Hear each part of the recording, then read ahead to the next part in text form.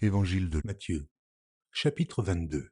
Jésus, prenant la parole, leur parla de nouveau en parabole, et il dit : Le royaume des cieux est semblable à un roi, qui fit des noces pour son fils. Il envoya ses serviteurs appeler ceux qui étaient invités aux noces, mais ils ne voulurent pas venir. Il envoya encore d'autres serviteurs en disant : Dites aux conviés, voici, j'ai préparé mon festin, mes bœufs et mes bêtes grasses sont tués, tout est prêt, venez aux noces. Mais, sans s'inquiéter de l'invitation, ils s'en allèrent. Celui-ci à son champ, celui-là à son trafic. Et les autres se saisirent des serviteurs, les outragèrent et les tuèrent. Le roi fut irrité. Il envoya ses troupes, fit périr ses meurtriers et brûla leur ville. Alors il dit à ses serviteurs : Les noces sont prêtes. Mais les conviés n'en étaient pas dignes.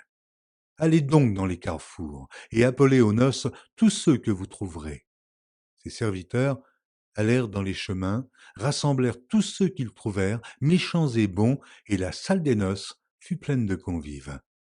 Le roi entra pour voir ceux qui étaient à table, et il aperçut là un homme qui n'avait pas revêtu un habit de noces. Il lui dit : Mon ami, comment es-tu entré ici sans avoir un habit de noces ? Cet homme eut la bouche fermée. Alors le roi dit aux serviteurs : Liez-lui les pieds et les mains, et jetez-le dans les ténèbres du dehors, où il y aura des pleurs et des grincements de dents, car il y a beaucoup d'appelés, mais peu d'élus. Alors les pharisiens allèrent se consulter sur les moyens de surprendre Jésus par ses propres paroles.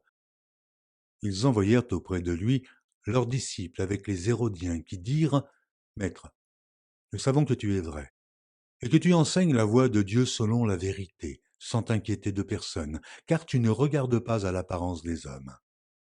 Dis-nous donc ce qu'il t'en semble. Est-il permis ou non de payer le tribut à César ? Jésus, connaissant leur méchanceté, répondit : Pourquoi me tentez-vous, hypocrite ?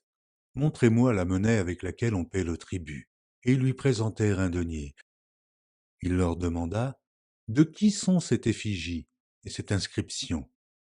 De César, lui répondirent-ils. Alors il leur dit : Rendez donc à César ce qui est à César, et à Dieu ce qui est à Dieu. Étonnés de ce qu'ils entendaient, ils le quittèrent et s'en allèrent.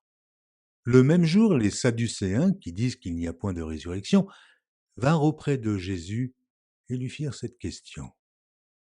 Maître, Moïse a dit : Si quelqu'un meurt sans enfant, son frère épousera sa veuve et suscitera une postérité à son frère.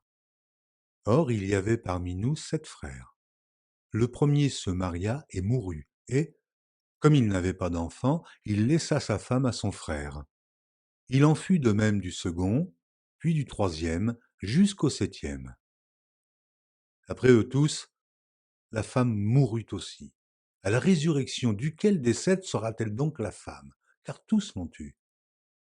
Jésus leur répondit : Vous êtes dans l'erreur, parce que vous ne comprenez ni les Écritures, ni la puissance de Dieu. Car, à la résurrection, les hommes ne prendront point de femme, ni les femmes de mari, mais ils seront comme les anges de Dieu dans le ciel.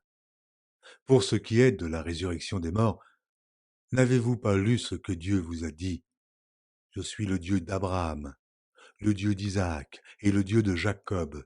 Dieu n'est pas le Dieu des morts, mais des vivants. La foule qui écoutait fut frappée de l'enseignement de Jésus. Les pharisiens, ayant appris qu'il avait réduit au silence les Sadducéens, se rassemblèrent. Et l'un d'eux, docteur de la loi, lui fit cette question pour l'éprouver. Maître, quel est le plus grand commandement de la loi ? Jésus lui répondit : Tu aimeras le Seigneur ton Dieu de tout ton cœur, de toute ton âme et de toute ta pensée. C'est le premier et le plus grand commandement.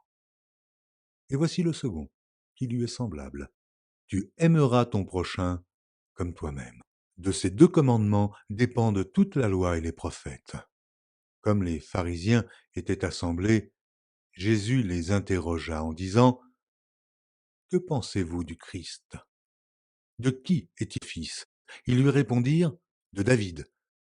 Et Jésus leur dit : Comment donc David, animé par l'Esprit, l'appelle-t-il Seigneur lorsqu'il dit « Le Seigneur a dit à mon Seigneur, assieds-toi à ma droite, jusqu'à ce que je fasse de tes ennemis ton marchepied ».